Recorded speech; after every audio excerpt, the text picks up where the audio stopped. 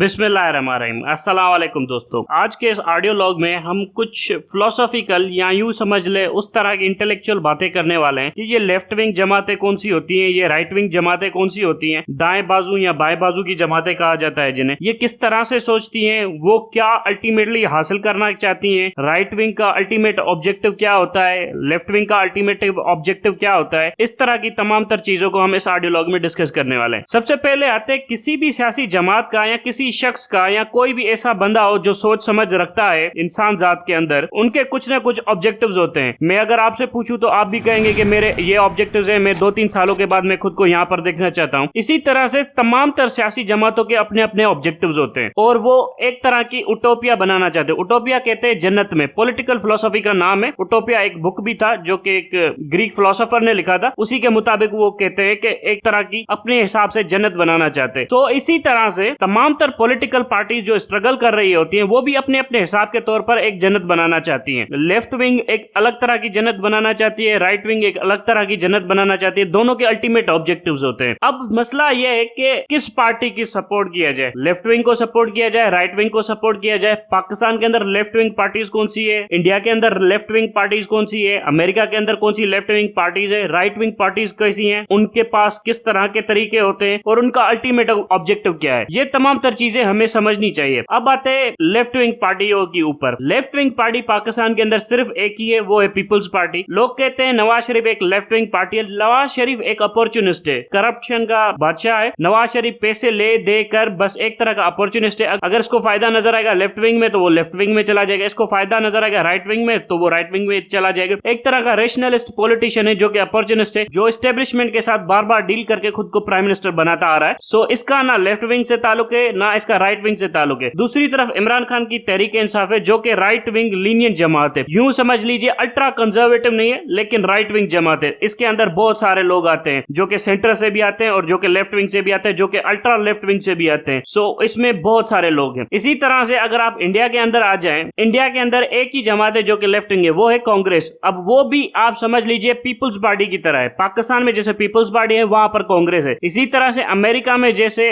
Democrats है वहां पर कांग्रेस है इंडिया में, और पाकिस्तान में पीपल्स पार्टी है। ये तमाम तर जमातें लेफ्ट विंग है। और वहां के रिपब्लिकन और बीजेपी इंडिया की और पाकिस्तान की तहरीक इंसाफ ये तमाम तर राइट विंग जमातें हैं। अब ये राइट विंग और लेफ्ट विंग में फर्क क्या होता है? फर्क बुनियादी तौर पर यह होता है कि राइट विंग ने अपनी जो थिंकिंग मॉडल है ना वो रखा होता है पॉलिटिकल फिलोसफी के ऊपर। मतलब राइट विंग ये चाहती है कि मजहब का सियासत से कोई ताल्लुक नहीं होना चाहिए, एक हद तक बात दुरुस्त है। दूसरी राइट विंग ये चाहती है कि नस्ल फसाद वगैरह कलर वगैरह का कुछ भी ताल्लुकात नहीं होना चाहिए सियासत से। आपके बुनियादी फैसले इस बात पर ना हो कि ये इसका नस्ल ये है, इस वजह से ये बेहतर होगा, इसकी वफादारियां बेहतर होगी, बल्कि आपने ये भेदभाव खत्म करना है। इसी तरह से एक और चीज जो अब राइट विंग में ज्यादा इंट्रोड्यूस हुई है वो ये हुई है कि feminism philosophy right wing fully support करती है कि औरतों को उनके हकूक देने चाहिए, औरतों को ऊपर लाना चाहिए, औरतों को बराबरी के बुनियाद पर रखा जाए। अगर 10 पोस्ट हैं तो 5 औरतों को देनी चाहिए, 5 दूसरों को देनी चाहिए, 5 मर्दों को देनी चाहिए। इसी तरह से फेमिनिस्ट फिलोसफी लेफ्ट विंग में इंट्रोड्यूस हुई है। अब जो लेफ्ट विंग है ये बुनियादी तौर पर 90s के बाद पैदा हुआ है। इससे पहले लेफ्ट विंग का कोई मतलब ख्याल नहीं था। अगर किसी तरह से कोई लेफ्ट विंग था भी तो वो उसके पायनियर्स थे, फिलोसोफर थे, जैसे कि राइटर थे, वोल्टायर था, शेक्सपियर था, और भी बहुत ज्यादा पॉलिटिकल फिलोसोफर थे, जॉन लॉक था। इस तरह की फिलोसफी से आपको लेफ्ट विंग की सपोर्ट नजर आती है, लेकिन इनके दरमियान भी बहुत ज्यादा कंजर्वेटिव पाया जाता है। पोस्ट मॉडर्निज्म जिसे हम 1960s के बाद लिखा जाने वाला लिटरेचर है, 1960s 70s और 80s के बाद उसे पोस्ट मॉडर्निस्टिक लिटरेचर कहा जाता है। उसमें बहुत ज्यादा चेंजेस की गए हैं। उसमें लेफ्ट विंग को और राइट विंग को रीडिफाइन किया गया है। राइट विंग को एक अलग डायमेंशन में डाला गया है और उसके अलग फिलोसोफर्स जो उसको सपोर्ट करते हैं वो बताए गए हैं, और जो लेफ्ट विंग है उसको अलग डायमेंशन में डाला गया है और उसके जो सपोर्टर्स हैं या फिलोसोफर्स है हिस्ट्री में या उसका जो लिटरेचर है वो अलग किया गया है। अब राइट विंग ऐसे नहीं है जैसे पहले था। अब जैसे जैसे लिटरेचर नया बनता जाता है या जैसे जैसे यूनिवर्सिटीज के अंदर नई थीसिस आती जाती है, नई सोशल साइंसेज आ जाती हैं और वो अपनी थिंकिंग लाती हैं सोशियोलॉजी से, फेमिनिस्ट से या जेंडर स्टडीज से, इन सब्जेक्ट से, वो तमाम तर यूनिवर्सिटी का पढ़ाया लिटरेचर लेफ्ट विंग एडॉप्ट करती जाती है। फिर उस यूनिवर्सिटी के लिटरेचर को लेफ्ट विंग एडॉप्ट करती जाती है और पॉलिटिकल स्फेयर में अप्लाई करती जाती है। तमाम तर लेफ्ट विंग ऑर्गेनाइजेशन इसी तरह से काम करती है। जैसे कि आपने देखा होगा कि मॉडर्न टाइम में LGBTQ कल्चर और बहुत सारी चीजें वगैरह आ रही हैं कि गेज के ऊपर पाबंदी नहीं होनी चाहिए, लेस्बियंस के ऊपर पाबंदी नहीं होनी चाहिए, right to freedom, right to live, liberty, choice वगैरह होनी चाहिए, और उसके ऊपर जेंडर स्टडीज जिसमें एकेडमिक लिटरेचर लिखा गया और जिसमें इसको साबित करने की कोशिश की गई है कि ये बिल्कुल दुरुस्त बात है, आप इसको सपोर्ट करें। और उसके लिए उन्होंने बहुत ज्यादा एकेडमिक लिटरेचर में आर्ग्यूमेंट्स थ्रो किए हैं, साइंटिफिक आर्ग्यूमेंट्स वगैरह वगैरह। मोस्टली बायस्ड लिटरेचर होता है और एक तरह की प्रोक्लेविटी दिखाई जाती है कि एक तरफ झुकाव दिखाया जाता है, जिसमें आप यूं समझ ले कि एक तरह की पॉलिटिकल मूवमेंट को सपोर्ट किया जाता है। इसी तरह से अबॉर्शनिस्ट मूवमेंट है कि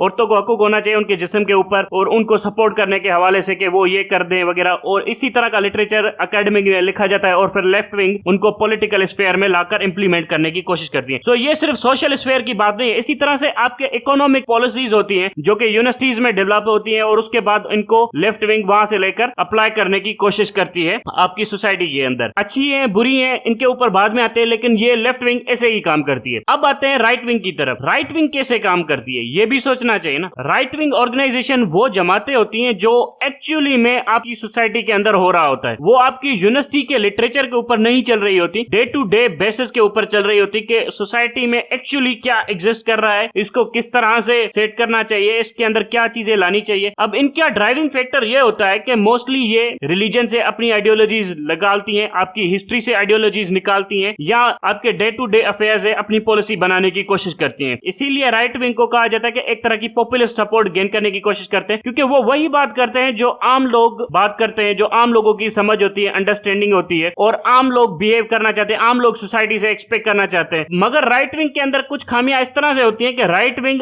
आम लोगों के बिहेवियर को मैनिपुलेट भी करती है, लेफ्ट विंग भी करती है। लेकिन राइट विंग अगर आप बीजेपी की मिसाल ले लें तो वो इस तरह से मैनिपुलेट करती है, वो नेशनलिज्म का फैक्टर यूज करके लोगों के सिंपैथी सेंटिमेंट्स को हर्ट करती है या उन्हें उभारने की कोशिश करती है और अपना मंजन बेचने की कोशिश करती है। लेफ्ट विंग भी किसी ना किसी तरह से लोगों को मैनिपुलेट करते हैं, वो एक अलग टेक्टिक्स है उनका। लेकिन राइट विंग के अंदर यह समझा जाता है कि इसमें एबिलिटी टू वायलेंस बहुत ज्यादा है। राइट विंग में लड़ने की, झगड़ा करने की या जंगे फैलाने की, वायलेंस करने की कैपेसिटी ज्यादा है। एक्चुअली में है या नहीं है वो मैं बाद में बताऊंगा। मतलब राइट विंग यहां से अपनी आइडियोलॉजीज ड्राइव करती है। इसके पास भी अपनी एक एकेडमिक लिटरेचर वगैरह है। जैसे आप यहां पर देखेंगे पाकिस्तान के अंदर जनरल हमीद गुल राइट विंग के थे, इसी तरह से औरिया मकबूल जान और भी बहुत ज्यादा मिलिट्री के जनरल्स थे जो राइट विंग के थे। उन्होंने पाकिस्तान के अंदर एक एकेडमिक लिटरेचर लिखने की कोशिश की जिसमें पाकिस्तान के रूट्स उन्होंने राइट विंग से मिलाने की कोशिश की कि राइट विंग मूवमेंट कितनी ज्यादा पावरफुल थी। और लेफ्ट वाले उसे कॉन्टेस्ट करते थे, जैसे कि हमारा जो नारा होता है आमतौर पर पाकिस्तान का मतलब क्या, ला इलाहा इल्लल्लाह, ये राइट विंग नारा है। अब लेफ्ट वाले इसे कॉन्टेस्ट करते हैं कि ये ऐसे नहीं था, पाकिस्तान एक लिबरल सेक्युलर डेमोक्रेसी बनी थी। अब वो बनी थी या नहीं थी वो एक अलग चीज है और वो अपने आर्ग्यूमेंट्स थ्रो करते हैं। सो ये एक तरह की एकेडमिक लिटरेचर वॉर चलती रहती है लेफ्ट और राइट के दरमियान। अब आते हैं अल्टीमेट ऑब्जेक्टिव क्या है इनका। राइट विंग क्या हासिल करना चाहती है, लेफ्ट विंग क्या हासिल करना चाहती है। अल्टीमेट ऑब्जेक्टिव अगर आप राइट विंग का देखेंगे तो वो ये चाहती है कि एक ऐसी सोसाइटी हो जो बहुत ज्यादा सिक्योर हो। मतलब राइट विंग का सबसे ज्यादा जोर होगा सेफ्टी, सिक्योरिटी और इकोनॉमिक वेलबींग के ऊपर। और अगर राइट विंग को ये चूज करना पड़ जाए कि सिक्योरिटी या इकोनॉमी, तो राइट विंग हमेशा सिक्योरिटी को चूज करेगी, इकोनॉमी को सबसाइड करेगी और इस तरह की जगलिंग करती रहती है राइट विंग। और उसका अल्टीमेट ऑब्जेक्टिव ये होगा कि जो ग्राउंड रियलिटीज है, मतलब जो जहां की पॉपुलेशन है जो कि मेजोरिटी में है, राइट विंग को हमेशा मेजोरिटी सपोर्ट करती है, ये आप जहन में रख ले। लेफ्ट विंग को माइनॉरिटी सपोर्ट करती है। सो राइट विंग यही चाहती है कि जो ग्राउंड रियलिटीज है उनको माना जाए, मेजोरिटी ये चाहती है तो वो कर दिया जाए, फिर मेजोरिटी चाहे गलत ही क्यों ना कह दे। मतलब majoritarianism is always right wing. और अगर मेजोरिटी जेनोसाइड के ऊपर भी आ जाए तो बहुत कम लोग होते हैं राइट विंग के अंदर जो जेनोसाइड को रोक सके। अगर आप समझना चाहते हैं राइट विंग को तो आप समझ लीजिए कि फ्रांस के अंदर इस वक्त एक राइट विंग जमात की हुकूमत है जो खुद को लिबरल कहती है, लेकिन वो फैशिज्म, लिबरल फैशिज्म है, वो राइट विंग ही है एक्चुअली में। वो क्या कर रही है फ्रांस के अंदर के उसकी मेजोरिटी मुसलमानों से नफरत कर रही है, पर्दे से नफरत कर रही है और इस्लामोफोबिक है। सो वो वहां की जब मेजोरिटी क्लेम कर रही है कि यहाँ पर ऐसे कानून बनने चाहिए जो कि राइट विंग को ज्यादा सपोर्ट करे, तो वो वैसे ही कानून बना रहे हैं। सो इस तरह से राइट विंग अपनी ऑब्जेक्टिविटी और अपनी यूटोपिया बनानी चाहती है। लेकिन अल्टीमेटली इसकी गलती कहां पर है? अल्टीमेटली ये होगा अगर राइट विंग ज्यादा ताकतवर हो गई और ज्यादा फैलने लगी तो ये हो जाएगा कि सोसाइटी के अंदर एंड रिजल्ट ये निकलेगा कि आबादी के पॉपुलेशन दूसरी पॉपुलेशन को मारना शुरू कर देगी और जो छोटी छोटी माइनॉरिटीज है वो क्रम्बल डाउन कर जाएंगी, वो दब जाएंगी, वो खत्म हो जाएंगी और वो राइट विंग के साथ जो मेजोरिटी है उसके अंदर दाखिल हो जाएगी। मतलब अगर इंडिया के अंदर राइट विंग ज्यादा पॉपुलर हो गई तो वहां की जितनी भी मुसलमान आबादी है अल्टीमेटली वो हिंदुइज्म में कन्वर्ट हो जाएगी। फिलोसॉफी तो यही है, लेकिन इसके लिए इसको कन्वर्ट करने के लिए 100 साल 200 साल का वक्त लगता है और इसको सक्सेसफुली इंप्लीमेंट करने के लिए बहुत ज्यादा कत्लो गारत, दहशतगर्दी वगैरह करनी पड़ती है। ये पहले भी इस्लामी तारीख में जिब्राल्टर में यानी स्पेन में हो चुका है मुसलमानों के साथ। अब आते हैं उसके बाद क्या होगा अगर तमाम तर हिंदुस्तान की आबादी हिंदुइज्म में कन्वर्ट हो गई और राइट विंग बीजेपी कामयाब हो गई, फिर क्या होगा? फिर ये होगा कि इसके अंदर सब डिवीजन पैदा हो जाएगी। ये टेस्ट ऑफ हिस्ट्री है और हिस्ट्री के अंदर ये साबित हो चुका है कि जब एक बड़ी ताकतवर जमात बन जाती है और मेजोरिटेरियन बन जाती है और बहुत ज्यादा कंट्रोल हासिल करती है, तो उसके अंदर फूट पड़ना शुरू हो जाती है। जैसे चंगेज खान के बाद चंगेज खान की पूरी फौज के अंदर टुकड़े टुकड़े हो गए, जैसे मुसलमानों के उरूज के बाद उनके अंदर टुकड़े टुकड़े हो गए। इसी तरह से बीजेपी अगर ये अपने ऑब्जेक्टिव्स हासिल कर गई तो बीजेपी के अंदर टुकड़े टुकड़े हो जाएंगे, फिर ये एक दूसरे को चैलेंज करना शुरू कर देंगे। सो इसी तरह से ये सिस्टम चल रहा है। अब आते हैं लेफ्ट विंग की तरफ के लेफ्ट विंग का उटोपिया क्या है और लेफ्ट विंग और इस्लामिक उटोपिया में फर्क क्या है। लेफ्ट विंग का अल्टीमेट ऑब्जेक्टिव यह है कि जो भी इंसान की रैशनैलिटी एकेडमिक साइंसेस के थ्रू इंसान डेवलप करता है, उन तमाम तर साइंसेस को फुली इंप्लीमेंट किया जाए, फिर ओपन रिसर्च की जाए, फिर उनमें से जितने भी नताइज हैं उनको इंप्लीमेंट किया जाए पॉलिटिकल स्फीयर में, फिर वो चाहे आपकी इकोनॉमी से रिलेटेड हो, आपकी मिलिट्री से रिलेटेड हो, आपकी पॉलिटिकल साइंस से रिलेटेड हो, आपके सोशल स्फीयर से रिलेटेड हो, और उनके थ्रू आप सोसाइटी को इवॉल्व कर सके। लेफ्ट विंग का बुनियादी मकसद यह है कि सोसाइटी में कोई किसी को कत्ल ना करे, कानून सबसे ऊपर होना चाहिए, और जो पार्लियामेंट है वो सबसे ज्यादा पावरफुल ऑर्गेनाइजेशन होनी चाहिए किसी भी सोसाइटी में, जो कि पीपल्स वॉइस को रिप्रेजेंट करती है। अगर लोगों की चॉइस ये है कि ये करना है तो वो कर लेना चाहिए। लेकिन यहाँ पर आप लोग सवाल करेंगे तो राइट विंग वाले भी तो यही चाहते हैं मेजोरिटी में, लेकिन यहाँ पर लेफ्ट विंग वाले एक फिल्टर रखते हैं। फिल्टर ये होता है कि लोगों की अगर ये चॉइस हो के एक दूसरे को कत्ल कर दे तो क्या लोगों की चॉइसेस को इंप्लीमेंट कर देना चाहिए? नहीं, लेफ्ट विंग वाले ये चाहते हैं कि यहाँ पर एक बफर होना चाहिए जो लोगों को एजुकेट कर सके उनकी चॉइसेस के हवाले से, यानी उनको थोड़ी तरह से मैनिपुलेट किया जाए, उनकी चॉइसेस को थोड़ा डाइवर्सिफाई किया जाए और उनके सामने मीडिया के थ्रू एक नैरेटिव बनाया जाए और उसे सेल किया जाए, जिससे लोगों को चॉइस वही करना पड़े जो हम उनसे चॉइस करवाना चाहते हैं। एक तरह की मैनिपुलेशन की जाए लोगों के ज़हनों की, वरना लोग मेजॉरिटी ऑफ पीपल ऐसे हैं कि वो हमेशा कत्लो गारत को प्रेफर करेंगे, डोमिनेंसी को प्रेफर करेंगे, सिक्योरिटी को प्रेफर करेंगे, जिसकी वजह से अल्टीमेटली हम सब ने एक दूसरे से लड़ मरना है। और अगर लेफ्ट विंग को चॉइसेस दी जाए कि सिक्योरिटी और इकोनॉमी में से किसी को चुना जाए, तो left wing most of the time economy को चुनती है,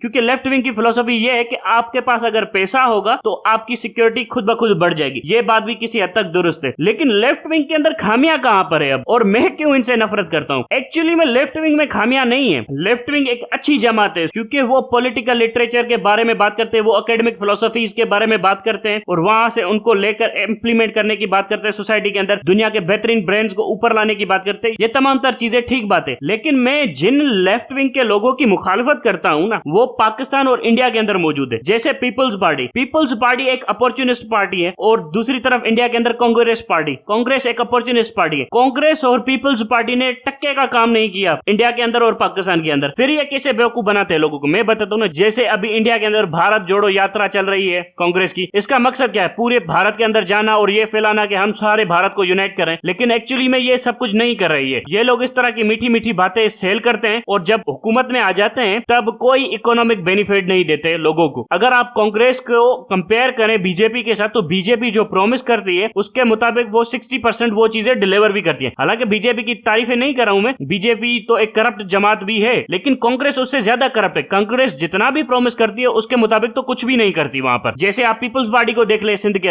अंदर 15 सालों से हुकूमत है, लेकिन सिंध की हालत क्या है? सो जो पाकिस्तान के अंदर जितनी भी लेफ्ट विंग जमातें हैं या इंडिया के अंदर ये दोगली लेफ्ट विंग जमातें, इनका असल में लेफ्ट विंग से कोई ताल्लुक ही नहीं। ये एक्चुअली में अपॉर्चुनिस्टिक करप्ट टोला है जो अपने मुफादों के लिए लेफ्ट विंग का इस्तेमाल कर रहा है और दुनिया के अंदर अपने आप को लिबरल जमातें बनाकर सेल करने की कोशिश कर रहा था कि वेस्ट हमें अपना ले, और वेस्ट को ये कहता है अगर हमें सपोर्ट नहीं करोगे तो राइट विंग जमातें आ जाएंगी और फिर मौलाना फजल रहमान जैसे लोग आ जाएंगे। मौलाना फजल रहमान किसी भी दीन ईमान का नहीं है, वो लस्सी का है, बस उसको पैसे दो वो उसी तरफ हो जाएगा। इसको तो पैसे दोगे तो ये कलमा कुफर भी पढ़ लेगा। अब बात है इनका कंट्रास्ट विद इस्लामिक फिलोसफी। ये समझना भी ज्यादा जरूरी है कि इस्लामिक फिलोसफी लेफ्ट विंग है या राइट विंग है। एक्चुअली में इस्लामिक फिलोसफी सेंटरिस्ट है, सेंटर में बैठी हुई है इस्लामिक फिलोसफी। अगर आप लेफ्ट या राइट विंग की बात करें, इस्लामिक फिलोसफी एग्जैक्टली ये कहती है कि सच का साथ दो, फिर सच चाहे कितना ही कड़वाओ, आपके खिलाफ भी जाए सच का साथ दो, और खुदा से खौफ खाते रहो, खुदा के बनाए हुए कानूनों को ना तोड़ो। लेकिन यहाँ पर राइट विंग और लेफ्ट विंग दोनों कहते हैं कि हमने अपने अपने कानून बनाने हैं। अल्लाह का हुक्म यह है कि आपने हमारे कानून के मुताबिक ही चलना है और आपको कोशिश करनी चाहिए कि आप हमारे कानूनों की पाबंदी करें। लेकिन यहाँ पर लेफ्ट और राइट ये चाहते हैं कि अपने अपने कानून बनाए जाए। सो इसीलिए ये थोड़ा सा डिफरेंस है बुनियादी तौर पर। दूसरा सबसे बड़ा डिफरेंस जो लेफ्ट विंग के साथ इस्लाम का आता है वो यहाँ पर आता है कि जो LGBTQ है और जो दूसरे ट्रांसजेंडर राइट्स वगैरह है वो इस्लाम मना करता है। इस्लाम जिस बुनियाद के ऊपर मना करता है वो इस्लाम की बुनियाद बिल्कुल ठोस है, बिल्कुल वाज़ेह। लेकिन जिस बुनियाद के ऊपर राइट विंग इन तमाम तर आर्ग्यूमेंट्स को सपोर्ट करती है, ये वो करप्ट करप्ट लिटरेचर है जो अकेडमीज के अंदर एक तरह के पॉलिटिकल इन्फ्लुएंस के अंदर लिखा गया है, जिसमें बायस्ड डेटा यूज किया गया है, जिसमें बायस्ड रिजल्ट्स निकाले गए, बायस्ड मेथोडोलॉजी निकाली गई है, जिससे उसको मतलब एक तरह का पॉलिटिकल परसेप्शन बनाने के लिए दुनिया के अंदर इस्तेमाल किया गया है। उस डेटा की, उस एकेडमिक लिटरेचर को अगर आप थॉरोली एग्जामिन करेंगे ना, तो कोई भी सॉलिड सब्सटेंशियल साइंटिफिक फैक्ट्स उसमें नहीं है। मैं आपको एक मिसाल देता हूं, जो नॉर्वे के मुमालिक होते हैं ना, ये खुद को ज्यादातर लेफ्ट विंग मानने की कोशिश करते हैं और वहां पर एक तरह की ultra pro max left wing पार्टियां हुकूमत करती हैं। वहां पर एक तरह का कानून है कि अगर आप मर्द पैदा हुए हो या औरत पैदा हुए हो, कोई फर्क नहीं पड़ता, आप अपना जेंडर खुद डिफाइन कर सकते हैं, मतलब आप अपनी सेक्सुअल ओरिएंटेशन खुद डिफाइन कर सकते हैं। उससे यह हुआ कि कुछ लड़के थे जो खुद को लड़की समझ रहे थे और खुद को लड़की बनाकर डिफाइन करना शुरू कर दिया। अब वहां के कानून के मुताबिक उनको कहा गया कि इनको लड़कियों के वॉशरूम को यूज करना चाहिए जब वो कॉलेज में गए। अब उनके प्रिंसिपल्स ने पहले कंप्लेन की, फिर कोर्ट में गया मामला, कोर्ट ने कहा कि अगर ये खुद को लड़की डिफाइन कर रहा है तो आप इसको लड़कियों के वॉशरूम में जाने दीजिए। वहां पर उसका एक इनकाउंटर हो गया एक लड़की के साथ और उस लड़की को उसने वहां पर रेप कर दिया एंड शी गॉट प्रेग्नेंट। ये तमाम तर मामला जब आया कोर्ट के अंदर और कोर्ट को कहा गया कि आप ही ने तो कहा था कि इसको वो वॉशरूम यूज करने दीजिए, वो था तो लड़का और उसने अपनी बायोलॉजी को एक्सप्रेस किया और उस लड़की को प्रेग्नेंट कर दिया। फिर कोर्ट ने पता है कौन सा मंतक यूज किया, फिर कोर्ट ने कह दिया कि वी आर वेरी सॉरी, हमसे जजमेंट देने में गलती हुई। बजाय कि वो अपनी फिलोसॉफी को रीडिफाइन करते, चेंज करते, बल्कि उसको कवर अप करने की कोशिश कर दी पूरे के पूरे नॉर्वे ने, ताकि ये उनकी जो लेफ्ट विंग की फिलोसॉफी का जो तमाशा बना था, जिसके ऊपर बायोलॉजी पूरी तरह हावी हो चुकी थी, वो उन्होंने अंडरमाइन करने की कोशिश की और उसको सबसाइड करने की कोशिश की। आपने जॉर्डन पीटरसन का नाम सुना होगा, वो कहता है कि आपके कल्चरल बिहेवियर और आपकी बायोलॉजिकल बिहेवियर आपकी जेंडर ओरिएंटेशन को डिफाइन करते हैं। अगर आप कल्चर को ओवर वैल्यू करेंगे और रीडिफाइन करने की कोशिश करेंगे तो बायोलॉजी किक इन करेगी और इस केस में बायोलॉजी ने किक इन किया और जिसकी वजह से वहां पर इतना बड़ा हादसा हो गया। इसीलिए मैं बार बार कहता हूं कि जो लेफ्ट विंग की ये जो LGBTQ फिलोसॉफी है, ये टोटली इल फाउंड है। ये एक तरह के ऐसे लिटरेचर में लिखी गई है जैसे जूडिथ बटलर जो इनकी फिलोसोफर है। जूडिथ बटलर क्या है? जूडिथ बटलर एक तरह की लेस्बियन खातून थी, पूरी उम्र लेस्बियन रही, जिसको एक अब्यूजिव रिलेशन मिला अपने हस्बैंड से, उसके बाद उसने लेस्बियनिज्म अडॉप्ट किया। उसकी वजह सिर्फ ये थी कि उसका पार्टनर अब्यूजिव नहीं हो सकता, इसलिए मैं औरतों के साथ रहती हूँ, फ्रेंकली स्पीकिंग, बुनियादी वजह ये थी। और उसके बाद जो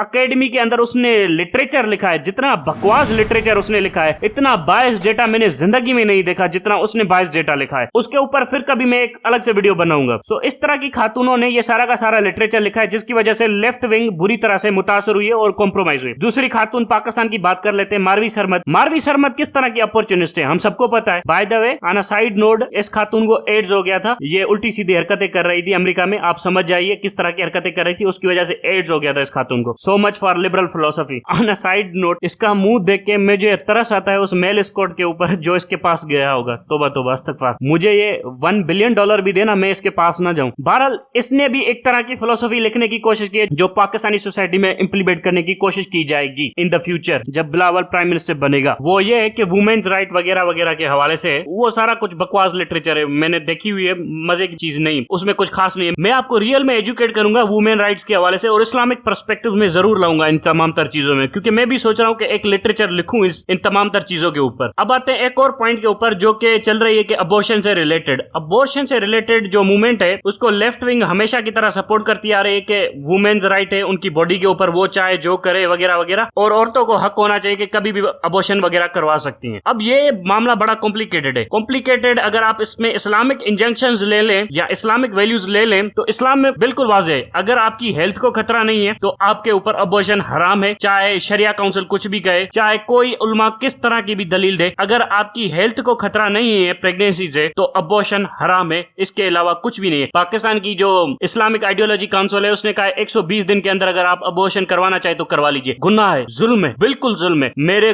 खुद भाई डॉक्टर्स हैं, मुझे पता है कि 120 दिन की बात कर रहे हैं, अगर प्रेगनेंसी ठहर जाती है तो एक हफ्ते के अंदर ही उसमें जान आ जाती है। और शरिया काउंसिल ने जो फैसला दिया था वो इस बुनियाद पर दिया था कि 120 दिन के बाद जान आती है। ये बिल्कुल बेबुनियाद है। एक हफ्ते के अंदर उस चीज के अंदर जान आती है, वो इंसानी जान है और उसको कत्ल करवाने के ऊपर शरिया काउंसिल ने फैसला दिया। अगर कभी मौका मिला तो इस कानून को बदला जाएगा पाकिस्तान में इंशाअल्लाह। बुनियादी उसूल ये है कि आपने प्रेग्नेंट नहीं होना ना, अच्छी बात है, कॉन्ट्रासेप्टिव यूज कीजिए वगैरह वगैरह, लेकिन यहाँ पर एक अलग ही फिलोसफी चल रही है, प्रेग्नेंट नहीं होना तो मर्दों के ही काट दो, मतलब इस तरह की फिलोसफी लेफ्ट विंग बना रहे हैं अमेरिका के अंदर। और इसको डिफाइन करने के लिए बड़े बड़े लोगों को मतलब हायर किया जा रहा है और बड़े बड़े साइंटिस्ट से फैक्ट्स बनवाए जा रहे हैं, उनको कहा जा रहा है कि ये फैक्ट्स बयान करें, इसको आप साइंटिफिक साइंटिफिक टच दें ताकि लोगों को समझ में आए कि ये साइंस की बुनियादों के ऊपर है, कोई बुनियादों के ऊपर नहीं है। आप चाहते हो आप सिर्फ और सिर्फ अपनी लस्ट को सेटिस्फाई करते रहें और उसके जो रिपरकशंस है वो आप ना फेस करें, बस 24 घंटे कपड़े उतार कर घूमते रहें, इस तरह की फिलोसफी आप बनाना चाहते हो। ये तमाम तर चीजें हैं जो हम बाद में कभी इसको डिस्कस करेंगे क्योंकि ये वीडियो काफी लंबी हो गई है। Thank you very much.